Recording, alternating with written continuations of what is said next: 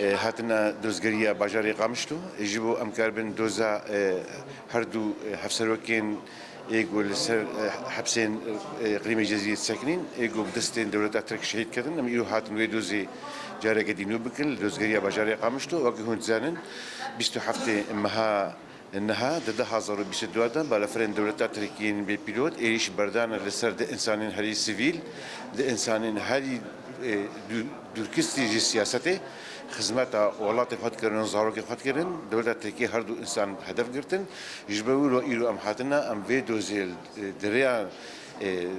dozgeriya bajarê Qamişlo re û em bigihîne hemû kesê eleqdar di dinyayê de nava hiqûqil insan û kesê xwedbînê demokratîk û Meclîsîl Emn û Hiqûqil İnsan wanekî em hemûî dawet dikin ku va êrîşên dewleta Tirkiye li ser sivîla گوچه دبن و ایشا ورن سکناندن جبر دولت ترکیه ادعاءات که بيجيم از كسين عسكر وكسين هوالين بحقيقي الفرد ام هدف دقرم او قوت النراستا زاروكي ما يستفيل هدف دقري زاروكي ما يستفيل شهيد تخي جبروا ام ادعاء دكن دولت تركيا وري محكمه كرن دناف دولتي ناف تويدا ما فين فان كسا وري باراستر